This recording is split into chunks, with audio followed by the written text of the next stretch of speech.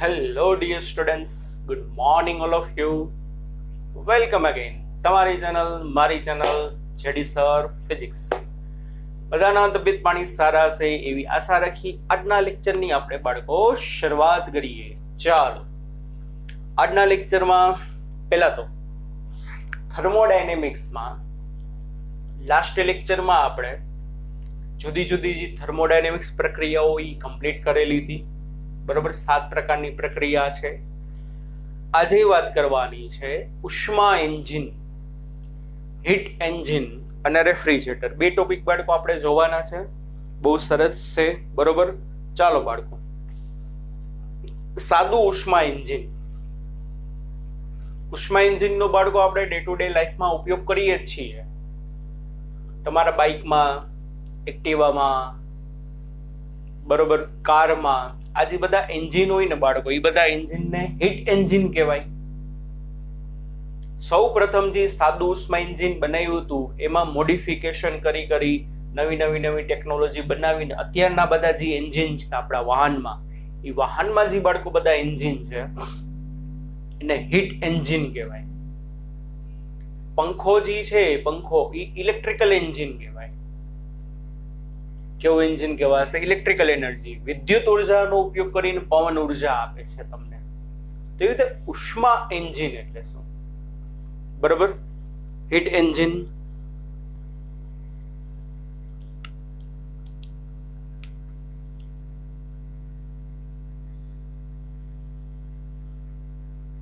Heat engine, ઉષ્મા યંત્ર. Heat engine એટલે શું? તો કે ઉષ્મા ઉર્જાનું કાર્યમાં રૂપાંતરણ કરતી રચના એટલે હીટ એન્જિન. ઉષ્મા ઉર્જાનું શેમાં? તો કે કાર્યમાં રૂપાંતરણ કરતી રચના એટલે બાળકો એને શું કહેવામાં આવે છે? હીટ એન્જિન કહેવાય. શું કહેવાય? Heat engine. ખબર જ છે, આપણું બાઇક હોય, એક્ટિવા હોય, કાર હોય, બરોબર, એમાં પેટ્રોલ અથવા ડીઝલ, એને ગેસોલિન કહેવાય, એનું દહન થાય બાળકો. તો દહન થશે, દહનને પરિણામે જે ઉષ્મા ઉર્જા ઉત્પન્ન થશે ને, એ ઉષ્મા ઉર્જાને કારણે આપણું વાહન ગતિ કરે છે. એટલે કઈ કાર્ય થયું કહેવાય કે નહીં? તો ઉષ્મા ઉર્જાને કાર્યમાં રૂપાંતરણ કરતી રચનાને શું કહેવાશે બાળકો? હીટ એન્જિન, ઉષ્મા એન્જિન કહેવાશે. આપણે છે ને સાદા ઉષ્મા એન્જિન વિશે વાત કરવાની છે. બરોબર, સાદું ઉષ્મા એન્જિન, બેઝિક પ્રિન્સિપલ જે બધા અત્યારના એન્જિન વર્ક કરે છે. બરોબર, ઉષ્મા એન્જિન છે એ ચક્રીય પ્રક્રિયાના સિદ્ધાંત ઉપર કામ કરે. પ્રશ્ન પૂછે કે ભાઈ કયા સિદ્ધાંત ઉપર કામ કરે? તો એનો સિદ્ધાંત, તો શું સિદ્ધાંત છે?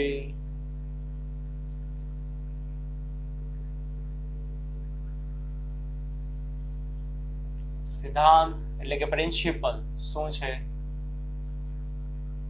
ચક્રીય પ્રક્રિયાના સિદ્ધાંત પર કાર્ય કરે. એટલે આમાં ચક્રીય પ્રક્રિયા થતી હશે. ચાલો જુઓ, માની લ્યો આ એક પાત્ર છે.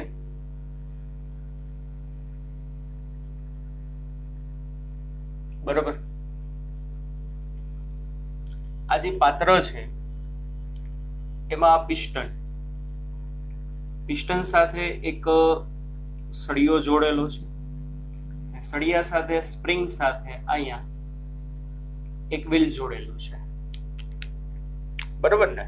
ચાલો, અને આની અંદર મ્યુ મોલ જેટલો આદર્શ વાયુ ભરેલો છે. શું ભરેલો છે? મ્યુ મોલ જેટલો આદર્શ વાયુ ભરેલો છે. અને નીચે છે આપણે ઉષ્મા પ્રાપ્તિ સ્થાન મૂકીએ, દાખલા તરીકે બર્નર, બરાબર. આ શું છે આપણું ઉષ્મા પ્રાપ્તિ સ્થાન, કે બાળકો જેનું ટેમ્પરેચર છે T1, અંદર જી છે શું છે મ્યુ મોલ આઈડિયલ ગેસ આવાસ, બરાબર ને. હવે જો શું થાય, આ અંદરનો જે ગેસ જી છે T1 તાપમાન વાળા ઉષ્મા પ્રાપ્તિ સ્થાન આગળથી Q1 જેટલી ઉર્જાનું શું કરે, શોષણ કરે. આમાં 3 Q આવશે, એટલે બાળકો ધ્યાન રાખજો, 3 Q આવશે, મોટા ના થાય. શું કરશે, અંદરનો ગેસ છે, એ ગેસ શું કરે છે કે ભાઈ ઉષ્મા પ્રાપ્તિ સ્થાન આગળથી Q1 જેટલી એનર્જીનું શોષણ કરે. હવે Q1 જેટલી ઉર્જાનું શોષણ કરશે એટલે અણુઓની અસ્તવ્યસ્ત ગતિ વધે, તો કે યસ સર. એટલે દિવાલ સાથે અથડામણ વધે, એટલે દિવાલ ઉપર પ્રેશર ક્રિએટ કરે, અને સાથે પિસ્ટન ઉપર પ્રેશર ક્રિએટ કરે. એને પરિણામે પિસ્ટન ઉપર તરફ પ્રેશર ક્રિએટ કરે એનર્જી મેળવીને, એટલે પિસ્ટન બાળકો ધીમે ધીમે ઉપર જાય, અને સ્પ્રિંગનું આ વ્હીલ સાથે જોડાણ કરેલું હોય, સોરી પિસ્ટનનું, એટલે વ્હીલ ધીમે ધીમે ધીમે ધીમે ધીમે બાળકો શું થાય, ફરવાની શરૂઆત કરે. અને આ વ્હીલ સાથે છે ને એક અહીંયા ચેન, અહીંયા એક પટ્ટો જોડી દીધો હશે, એના સાથે યંત્રનો બીજું વ્હીલ જોડેલું હોય, એના સાથે 2 3 4 5 ઘણા બધા જોડેલા હશે. જોવો છો ને તમે, ઓલું એન્જિન નું આવે, એક આરે બીજા વ્હીલ જોડેલા, બીજા આરે ત્રીજા આરે ચોથા જોડેલા હોય. મેન પિસ્ટન સાથે જે વ્હીલ જોડેલું હશે, પિસ્ટન ઉપર ધક્કો મારશે એટલે એના આમ ઉપર ધક્કો મારે, ટક ટક ટક ટક ટક ટક ટક આમ ફરે, એટલે આ ચેન ભ્રમણ કરે, અને ચેન ભ્રમણ કરે છે, એના પરિણામે આ બધી વસ્તુ ધીમે ધીમે ધીમે ધીમે ધીમે શું કરે, ભ્રમણ કરે. એટલે આના સાથે જોડેલા યંત્રના જુદા જુદા ભાગ શું કરે, ગતિ કરે. એટલે મારા વાલા બાળકો, પિસ્ટન ધીમે ધીમે ધીમે ધીમે ધીમે ઉપર જાતો જાય. કોને કારણે? વાયુનું વિસ્તરણ થાય. કેવી રીતે વાયુનું વિસ્તરણ થયું? તો કે સર ઉર્જા મેળવીને અને માની લો પિસ્ટન ગતિ કરતો અહીંયા ગયો. એડવર્ટાઇઝ જોઈ હોય તો બાળકો તમે એડવર્ટાઇઝ જોવો ને, એમાં ખાલી મોડલ જ જોવો છો, બરોબર. ટીવીમાં જે બધી એડવર્ટાઇઝ આવતી હોય ને, એમાં તમે ખાલી મોડલ, હીરો અને હિરોઈન ને એ જ જોવો તમે. પણ કેસ્ટ્રોલ એન્જિનની એડવર્ટાઇઝ આવે છે, નામ સાંભળ્યું હોય તો એમાં જ્યારે વચ્ચે એક નળાકાર પિસ્ટન જો હોય ને ઉપર નીચે ફરતું હોય ને, એની ઉપર વ્હીલ જોડેલું, એ આખું ફરતું હોય. હવે નેક્સ્ટ ટાઈમ જ્યારે તમે ટીવી જોતા હો ને અમુક જગ્યાએ કેસ્ટ્રોલ ઓઇલની એડવર્ટાઇઝ આવે, તો ત્યારે જોજો પિસ્ટન ઉપર નીચે ગતિ કરતો હશે, એના સાથે સળિયા સાથે ઉપર વ્હીલ જોડેલું હશે. પિસ્ટન ઉપર નીચે થાય ને, એટલે વ્હીલ શું થાય, ભ્રમણ કરતું હશે. ચાલો બાળકો, એટલે પિસ્ટન ધીમે ધીમે ઉપર ગયો, એટલે સળિયો ઉપર ગયો, એટલે આ ધીમે ધીમે મૂવ થાય. હવે શું થાય સમજો બાળકો, બહુ સરસ વસ્તુ છે. પિસ્ટન એની આ પ્રારંભિક અવસ્થામાંથી અહીંયા જાય છે, માની લ્યો એ માંથી બી ઉપર જાય છે, એટલે વ્હીલનું છે ને અડધું રાઉન્ડ પૂરું થશે. હવે પાછું વ્હીલને નીચે તરફ ખેંચવા માટે પિસ્ટન નીચે ખેંચાવવો જોઈએ, સળિયો નીચે ખેંચાવવો જોઈએ. તો એ કેવી રીતે થશે બાળકો? અહીંથી તો કન્ટિન્યુ એનર્જી મળે છે, ધીમે ધીમે પિસ્ટન અહીંયા પહોંચી ગયું, એટલે વાયુનું શું થઈ ગયું બાળકો, સરસ મજાનું વિસ્તરણ થઈ ગયું છે. પણ નીચે તો કન્ટિન્યુ પેટ્રોલનું દહન થાય છે, નીચેથી તો કન્ટિન્યુ તમને શું થાય છે, એનર્જી મળતી જ રહે છે. તો પિસ્ટનને નીચે કેમ લઈ આવવું? હવે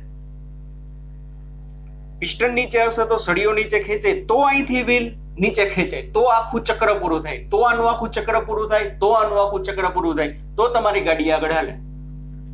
ઘણી વખત તમે સાંભળ્યું હોય કે ભાઈ ગાડીમાં પૂરતું એન્જિન ઓઇલ ના હોય તો પિસ્ટન ચોટી જાય, તો ગાડી અહીંયા ચોટી જશે, ગાડી આગળ હાલે જ નહીં. તો પિસ્ટનને નીચે લઈ આવવો જરૂરી છે. તો એના માટે શું હોય, એમાં સાદી રચનામાં તમે જુઓ ને તો પિસ્ટન અમુક હદ કરતા ઉપર જશે ને, એટલે અહીંયા છે ને એક વાલ્વ હશે, બરોબર ને? તો અહીંયા જે આખો વાલ્વ હોય ને એને કહેવાય આઉટપુટ વાલ્વ. બરોબર ને? એટલે બાળકો પિસ્ટન જેવું અહીંથી ઉપર જશે ને એટલે અંદરથી ગરમ ગરમ ગરમ ગરમ વરાળ બધી ઝુમ ઝુમ ઝુમ ઝુમ ઝુમ ઝુમ ઝુમ શું થઈ જશે, બહાર આવી જશે. એના વરાળ જેમાં છોડી મૂકવામાં આવે છે ને એને કહેવાશે બાળકો ઠારણ વ્યવસ્થા, કુલિંગ સિસ્ટમ અથવા તો સિંક પણ કહેવામાં આવે. શું કહેવામાં આવે? સિંક. આ મારું છે ઉષ્મા પ્રાપ્તિ સ્થાન, હોટ રિઝર્વિયર. શું કહેવાય આને? હોટ રિઝર્વિયર. વધારાની એનર્જી તમે બારે છોડી મૂકો છો એને ગુજરાતીમાં કહેવાય ઠારણ વ્યવસ્થા, કુલિંગ સિસ્ટમ, સિંક અથવા તો કોલ્ડ રિઝર્વિયર. સમજાય છે? તો અહીંથી વરાળ સ્વરૂપે જેટલી એનર્જી બારે વહી ગઈ એને કહેવાય Q2.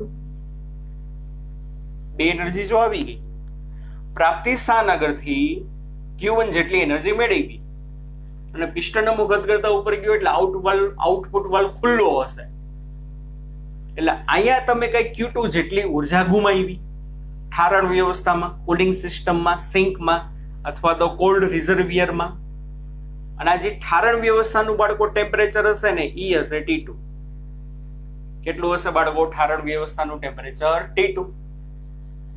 તો જેવી અંદરથી એનર્જી બારે જશે વરાળ સ્વરૂપે એટલે અંદર પ્રેશર રિલીઝ થાય એટલે પિસ્ટન ઝમ ઝમ ઝમ ઝમ ઝમ પાછો નીચે આવે, સળીઓ નીચે ખેંચે એટલે વ્હીલ અહીંથી આમ અડધું ચક્ર બાકી હતું અહીંયા આવીને પૂરું કરે એટલે એક વ્હીલ આ વ્હીલનું એક ચક્ર પૂરું થાય, પિસ્ટન એની મૂળ જગ્યાએ પાછું આવી જાય. ચક્રીય પ્રક્રિયા થઈ.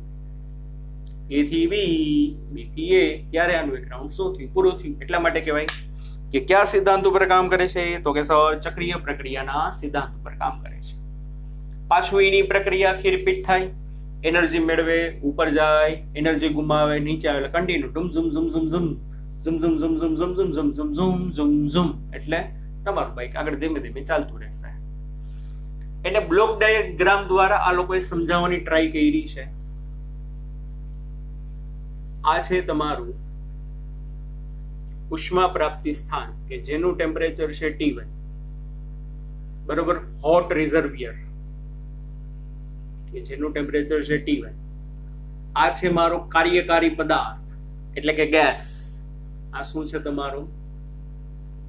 કાર્યકારી પદાર્થ. કાર્યકારી પદાર્થ એટલે જેનું વિસ્તરણ થાય છે, સંકોચન થાય છે, વાયુનું વિસ્તરણ સંકોચન થાય ને એને કાર્યકારી પદાર્થ કહેવાય. અને અહીંયા છે મારા પાસે કોલ્ડ રિઝર્વિયર, એનું ટેમ્પરેચર T2, કુલિંગ સિસ્ટમ અથવા તેને સિંક કહેવાય, કોલ્ડ રિઝર્વિયર. તો શું થશે બાળકો? કાર્યકારી પદાર્થ. કાર્યકારી પદાર્થ એટલે કે ગેસ ઉષ્મા પ્રાપ્તિ સ્થાન આગળથી Q1 જેટલી ઉર્જાનું શું કરે? શોષણ કરે. ઝૂમ. એ Q1 જેટલી ઉર્જામાંથી બાળકો તંત્ર વડે W જેટલું કાર્ય થાય. તંત્ર વડે બાળકો કેટલું? W જેટલું કાર્ય થાય. અને ચક્ર પૂરું કરવા માટે વધારાની ઉર્જા ઠારણ વ્યવસ્થામાં છોડી મૂકે. એટલે અહીંયા પાછા આવી ગયા. પાછું હોટ રિઝર્વિયર પાસેથી ગેસ Q1 જેટલી ઉર્જા મેળવે, W જેટલું કાર્ય કરે અને બાકીની ઉર્જા ઠારણ વ્યવસ્થામાં છોડી મૂકે. તો Q1 બરાબર શું?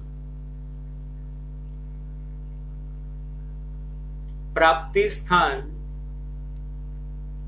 પાસેથી શોષાતી ઉષ્મા. Q2 એટલે શું? ઠારણ વ્યવસ્થા, કુલિંગ સિસ્ટમ. ઠારણ વ્યવસ્થામાં ગુમાવાતી ઉર્જા. હવે બાળકો ધ્યાન રાખો, જુઓ શું થાય. Q બરાબર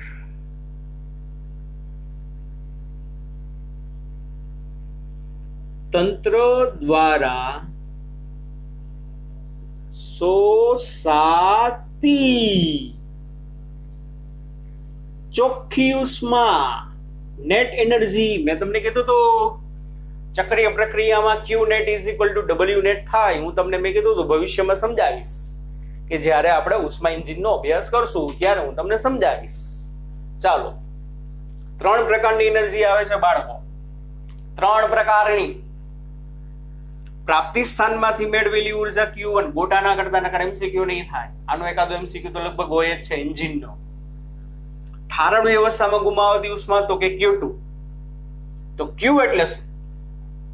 તંત્ર દ્વારા શોષાતી ચોખ્ખી ઉષ્મા. સિમ્પલ છે બાળકો, માની લ્યો આ વાયુએ પ્રાપ્તિ સ્થાન આગળથી 500 જૂલ ઉર્જા મેળવી તો 500 જૂલ શું થશે? તંત્ર દ્વારા શોષાતી ચોખ્ખી ઉષ્મા. સોરી તંત્ર એટલે કે ગેસ માટે પ્રાપ્તિ સ્થાન આગળથી શોષાતી ઉષ્મા એ 500 જૂલમાંથી 200 જૂલ ઉર્જા ઠારણ વ્યવસ્થામાં જવા દઈએ તો બાળકો આ Q2 જેટલી એનર્જી તમે ઠારણ વ્યવસ્થામાં જવા દીધી એ તમને શું કામમાં આવી? તો કે સર એ તો મને કાંઈ કામમાં ના આવી, મફતમાં વેડફાવ થઈ ગયો. પણ ચક્રીય પ્રક્રિયા કરવા માટે એ જરૂરી છે. ઓકે, કેમ સર? જો અહીંયા તમે ના ગુમાવી હોય તો શું થાય? અહીંયા આઉટલેટ વાલ્વ જ ન હોય તો અહીંથી તમે કાંઈ એનર્જી રિલીઝ ન કરો તો પિસ્ટન આવીને ચોટી રહે. એટલે કાંઈક ને કાંઈક એનર્જી તો તમારે ઠારણ વ્યવસ્થામાં ગુમાવવી જ પડે, તો જ પિસ્ટન પાછો નીચે આવે ને તો જ આ ચક્ર પૂરું થાય. માયાજાળ છે. એટલે એક રીતે સારું ને એક રીતે ખરાબ. 500 જૂલ આને મને એનર્જી આપી તેમાંથી 200 જૂલ તો યાર મારી મફતની વેડફાઈ ગઈ, પણ એ વેડફાવી પણ જરૂરી હતી. એટલે Q2 એટલે ઠારણ વ્યવસ્થામાં ગુમાવાતી ઉષ્મા. તો બાળકો મને કામમાં કેટલી આવી? 500 મેળવી, 200 ગુમાવી તો કામમાં તો મને ખાલી 300 જૂલ જ આવી. તો ઈ 300 જૂલને નેટ એનર્જી કહેવાય. સમજાણું વાલા બાળકો? સમજાણું વાલા બાળકો? Q બરાબર તંત્ર દ્વારા શોષાતી ચોખ્ખી ઉષ્મા એટલે Q ઇઝ ઇક્વલ ટુ શું થશે? Q1 minus Q2. 3 પ્રકારની એનર્જી છે બાળકો, MCQ માં ગોટા ના થાય, ધ્યાન રાખવાનું છે. Q is equal to Q1 minus Q2. Heat absorb by system. Net energy છે, નેટ એનર્જી. હવે સમતાપીમાં Q બરાબર W હતું. સમતાપીમાં આપણે ખાલી લખ્યું હતું તંત્રએ શોષેલી ઉષ્મા કાર્યમાં રૂપાંતરણમાં થાય. તો સમતાપીમાં શું હોય ખબર છે બાળકો? 500 જૂલ ઉર્જા મેળવો તો 500 જૂલ કાર્યમાં વયું જાય. આમાં 500 જૂલ ઉર્જા મેળવી ચક્ર પૂરું કરવા માટે 200 જૂલ તો ગુમાવવી જ પડે.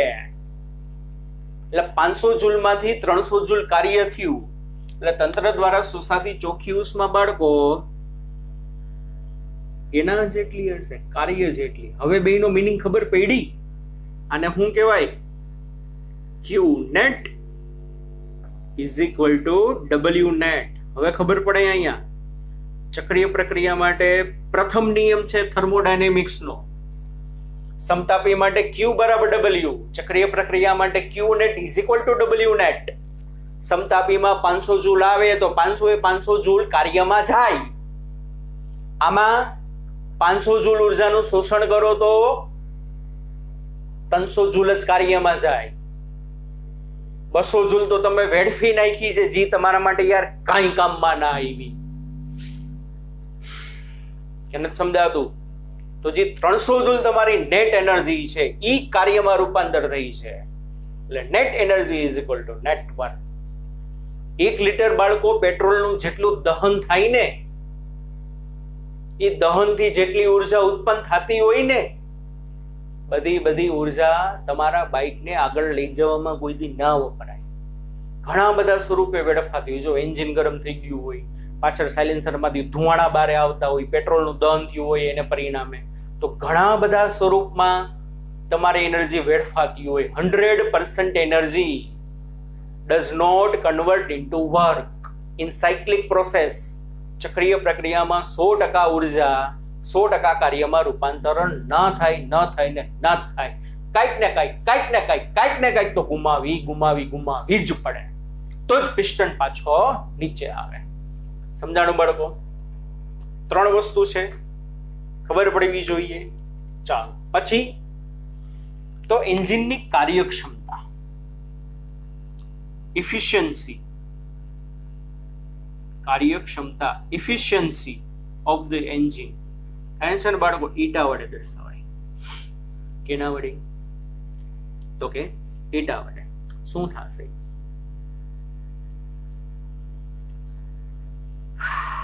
એક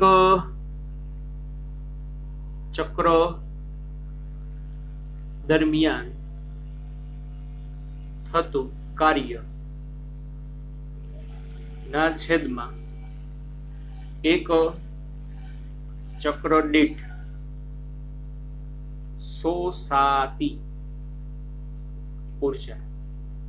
જોજો ભાઈ, ધ્યાન રાખજો.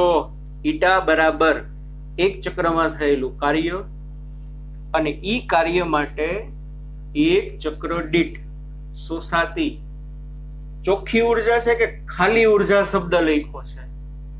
તો કે મેં સર શોષાતી ઉષ્મા અથવા તો ઉર્જા, એટલે અહીંયા આવશે Q1. Eta is equal to W ના છેદમાં Q1. પ્રાપ્તિ સ્થાનાગરથી જેટલી ઉર્જા મેળવી હોય ને, 1 લીટર પેટ્રોલનું જેટલું દહન થયું હોય એનાથી જેટલી એનર્જી ઉત્પન્ન થાય છેદમાં જેટલું કાર્ય કરો એ અંશમાં. માની લ્યો, શું માની લ્યો? 500 જૂલ ઉર્જા ઉત્પન્ન થાય અને 250 જૂલ કાર્ય થાય તો 250 ના છેદમાં 500 એટલે 1/2 ને 1/2 એટલે 0.5, તો કાર્યક્ષમતા 50% જ કહેવાય. તો તમારી ગાડીની એવરેજ સારી નહીં હોય, ગાડી એવરેજ ઓછી આપે છે. શું થાય છે?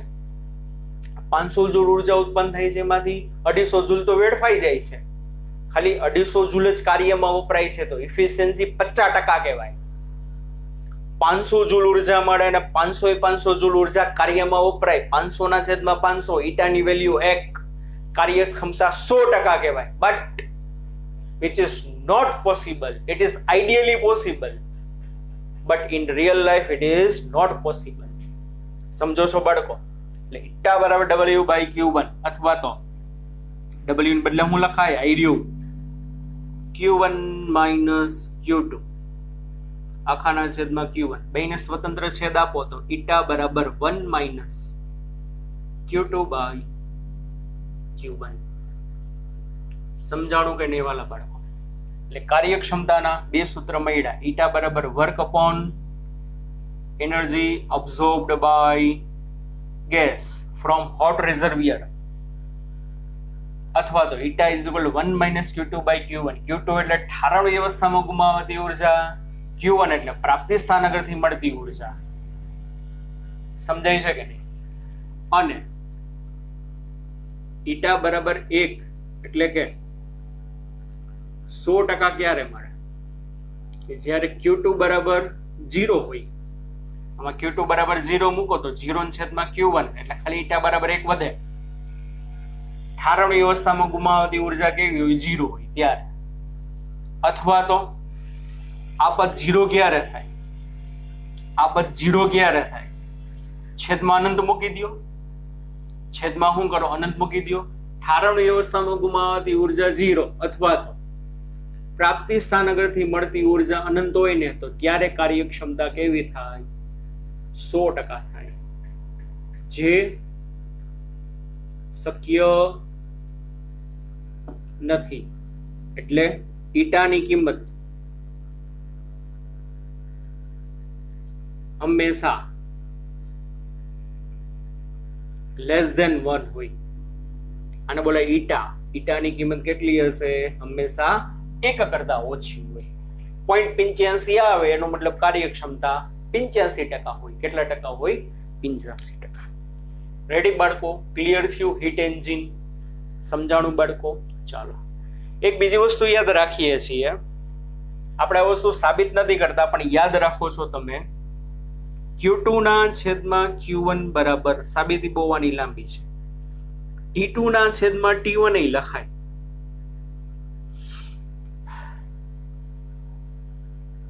રામ ભગવાન, Q2 ના છેદમાં Q1 બરાબર T2 by T1. તો Q2 એટલે ઠારણ વ્યવસ્થામાં ગુમાવાતી ઉષ્મા, તો સામે T2 એટલે શું છે? ઠારણ વ્યવસ્થાનું તાપમાન. છેદમાં Q1 એટલે પ્રાપ્તિ સ્થાનમાંથી મળતી ઉષ્મા, તો છેદમાં T1 એટલે શું છે? પ્રાપ્તિ સ્થાનનું તાપમાન છે. ઓકે બાળકો, તો આ સૂત્ર આમાં લખાય કાર્યક્ષમતાનું, eta is equal to 1 minus T2 by T1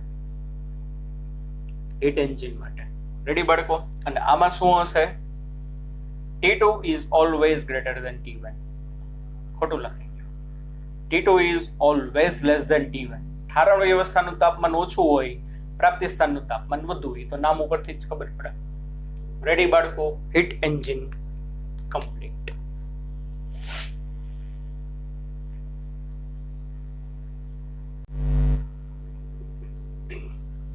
ચાલો વાળા બાળકો, એના પછીની થિયરી છે હીટ પંપ. હીટ પંપ ને કહેવાય રેફ્રિજરેટર અથવા તો એસી, ગમે તે તમે કહી શકો. રેફ્રિજરેટર છે, એસી છે, એ વસ્તુ શું છે હકીકતે જો.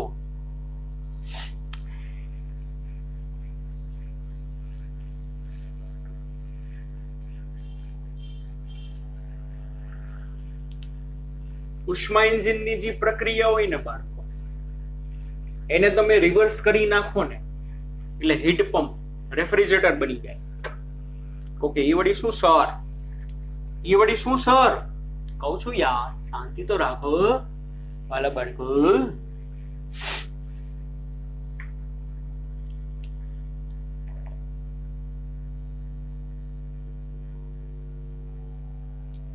હીટ પંપ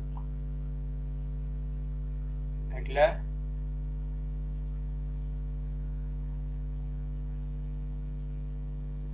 રેફ્રિજરેટર અથવા તો તમારું એસી.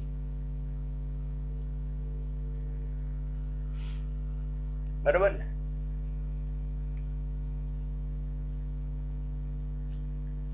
પેલા તો રેફ્રિજરેટર અથવા તો એસી ને હીટ પંપ નામ શા માટે પડ્યું? બાળકો, તમને બધાને ખબર છે, તમારા રૂમમાં એસી હોય એનું કામ શું? તો મારા રૂમમાં જે એસી છે એનું કામ શું?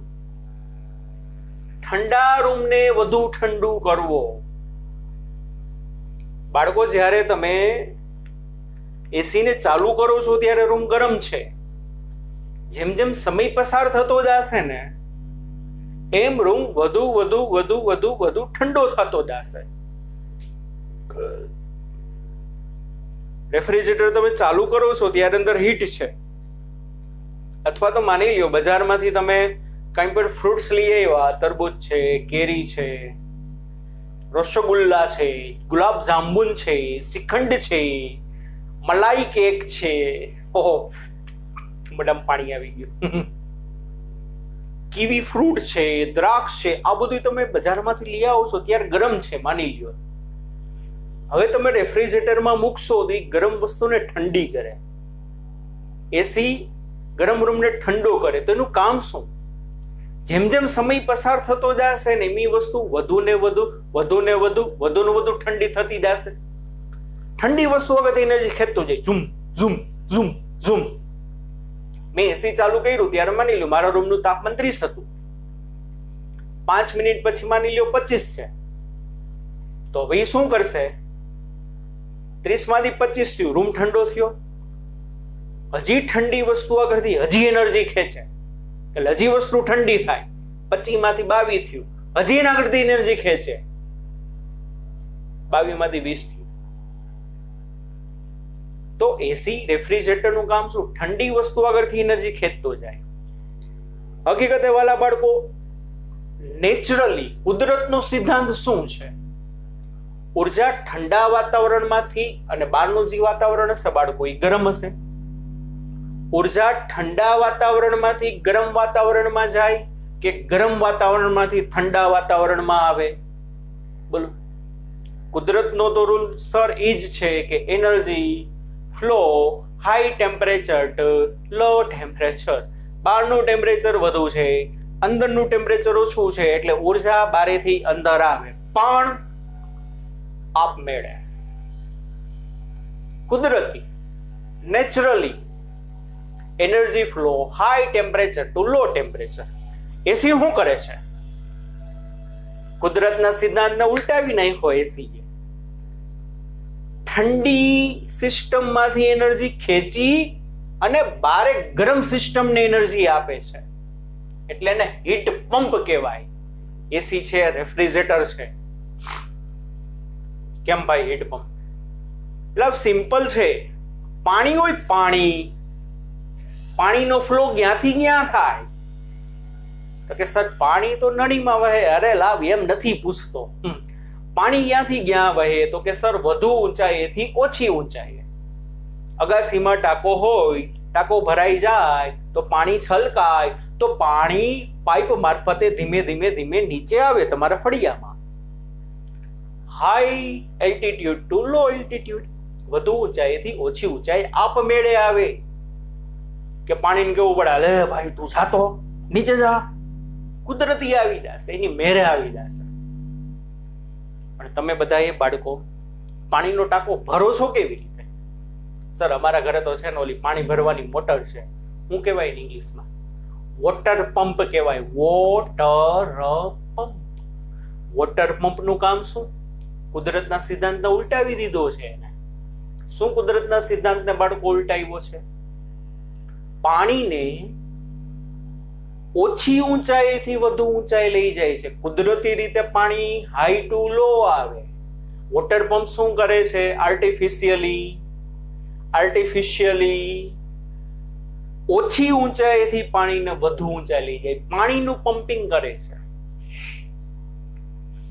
અત્યારે એસી બંધ કરી દઉં તો 5 મિનિટમાં રૂમ ગરમ થઈ જશે. કા? કુદરતી રીતે બહારની ગરમ એનર્જી દિવાલો મારફતે, બારી મારફતે અંદર આવી જાય. હવે સમજાય છે? અને હીટ પંપ શા માટે કહેવાય? રેફ્રિજરેટરને ને એસીને શું કામ એનું? ઠંડી વસ્તુમાંથી એનર્જી ખેંચી અને બહારના ગરમ વાતાવરણમાં. કુદરતના સિદ્ધાંતની વિરુદ્ધ છે.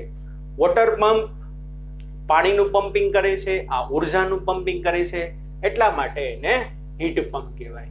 આટલું સમજાણું બાળકો? હા સર, સરસ, વેરી ગુડ. આ તમારું એક નાનો એવો સરસ મજાનો રૂમ છે. રૂમમાં તમારા પપ્પાએ તમને અહીંયા એક 5 સ્ટાર એસી ફિટ કરી દીધું છે. બરોબર? આ શું છે? આપણો રૂમ છે. આ શું છે? બહારનું એન્વાયરમેન્ટ, વાતાવરણ. મારે તમે જોશો ને તો એસી ની ઓલી મોટર ને કમ્પ્રેસર ને બધું હોય. તો બાળકો જોજો ભાઈ, રૂમ એટલે છે ને, રૂમ એટલે તમારી કહેવાય કુલિંગ સિસ્ટમ, અથવા તો એને કહેવાય કોલ્ડ રિઝર્વિયર. બહારનું વાતાવરણ છે ને એને કહેવાશે તમારું ઉષ્મા પ્રાપ્તિ સ્થાન, હોટ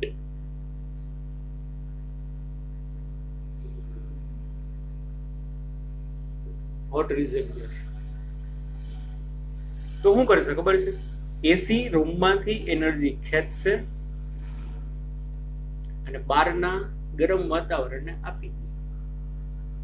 એટલે રૂમમાંથી જે એનર્જી ખેંચે ને એને કહેવાય Q2. બહારના ગરમ વાતાવરણમાં આપી દે ને એને કહેવાય Q1.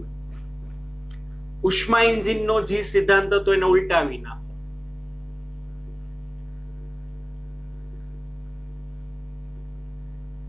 કોલ્ડ રિઝર્વિયર કે જેનું ટેમ્પરેચર T2. આ છે મારું એસી, આવડું આ છે હોટ રિઝર્વિયર, એનું ટેમ્પરેચર છે T1. અને કોલ્ડ રિઝર્વિયર એટલે બાળકો રૂમ, હોટ રિઝર્વિયર એટલે બાળકો બાળનું એટમોસ્ફિયર. સમજાય છે કે? તો એસી નું કામ શું કે ભાઈ ઠંડા રૂમમાંથી Q2 જેટલી એનર્જી શોષે, બહારના વાતાવરણમાં Q1 જેટલી એનર્જી આપે. બીજી એક વસ્તુ શું થશે ખબર છે? જોજો, આમાં એસી ઉપર વર્ક થશે. ડબલ્યુ જેટલું. હમણાં સમજાવું છું બધું, સરસ મજાનું સમજાઈ જશે. ઉષ્મા એન્જિનમાં શું હતું? કાર્યકારી પદાર્થ ઉષ્મા પ્રાપ્તિ સ્થાન આગળથી Q1 જેટલી ઉર્જાનું શોષણ કરે, W જેટલું વર્ક કરે અને બાકીની ઉર્જા ઠારણ વ્યવસ્થામાં છોડી દે. Zoom zoom zoom. પણ આ એની રિવર્સ કરી નાખી. એસી શું કરે છે? ઠંડા વાતાવરણમાંથી Q2 જેટલી ઉર્જા ખેંચે છે, એસી ઉપર W જેટલું વર્ક થયું અને Q1 જેટલી એનર્જી વાતાવરણમાં ગુમાવી દીધી. તો વાજી વસ્તુ હતી વાલા બાળકો. T1 આ ગેસ, આ T2, Q1 જેટલી હીટ મેળવે, W જેટલું વર્ક કરે, Q2 જેટલી ઉર્જા ગુમાવે. તો શું હતું બાળકો? યાદ છે ને? Q1 minus Q2 is equal to W, અથવા આમાં કહેવાય Q1 બરાબર W પ્લસ Q2. હિસાબ મળી ગયો. 500 જૂલ ઉર્જા મળી, એમાંથી 300 જૂલ કાર્યમાં અને 200 જૂલ ઠારણ વ્યવસ્થા. આમાં શું થશે? Q2 જેટલી એનર્જી એસી એ ખેંચી, એસી ઉપર W જેટલું વર્ક થયું, આ બે એસી એ મેળવ્યું અને બારે આપી દીધું Q1. તો આમાં શું થશે? Q1 is equal two Q2 plus W. હવે કોકે સર આ વસ્તુ શું છે? એસી ઉપર તમે W જેટલું વર્ક કર્યું, મતલબ એસી ને W જેટલી એનર્જી દીધી, મતલબ આ કઈ એનર્જી હશે ખબર છે બાળકો? ઇલેક્ટ્રિકલ એનર્જી હોય. કઈ એનર્જી હશે બાળકો? ઇલેક્ટ્રિકલ એનર્જી હશે. ઘરમાં તમે નવું એસી લઈ આવો, ઘરમાં તમે એસી ફિટ કરો અને એના છેડા જ ન આપો, અરે સર અમે તો એસી લઈ આવ્યા, રૂમ ઠંડો થાય છે, તમે પૂછો જ નહીં, સ્વિચ અમે ચાલુ નથી કરતા ને તોય રૂમ ઠંડો થાય છે. એવું પોસિબલ છે કે એસી ને તમે ઇલેક્ટ્રિકલ એનર્જી ન આપો અને એસી શું કરે? રૂમમાંથી એનર્જી ખેંચી અને બધી બહારના એટમોસ્ફિયરને દઈ દે. ઇટ ઇઝ પોસિબલ ના. તો એસી નું કામ શું? રૂમ આગળથી Q2 જેટલી એનર્જી ખેંચે, પછી ઇલેક્ટ્રિક સર્કિટ આગળથી W જેટલું વર્ક લે અને બારે તમે એનો પંખો ત્યાં જોવો અને ગરમ ગરમ થઈ ગયું હોય, ગરમ ગરમ વરાળ બારે આવતી હોય. સમજાય છે કે નહીં? હવે સમજાણું કે નહીં? જો આ 0 હોય તો બોલો, આ 0 હોય તો પોસિબલ જ નથી સર. સ્વિચ ચાલુ ના કરું તો રૂમ થોડો ઠંડો થાય? આ થાય જ ને, અમારા ઘરે તો થાય છે. નવી ટેકનોલોજી વાળું છે. એસી ફિટ કરી દો એટલે રૂમ એની મેરે ઠંડો થાય, સ્વિચ ચાલુ કરવાની જરૂર નથી. ના ભાઈ ના, એવું પોસિબલ નથી. સમજો? રેડી? તો જેવી રીતે બાળકોમાં કાર્યક્ષમતા આવતું ને એવી રીતે અહીંયા આવશે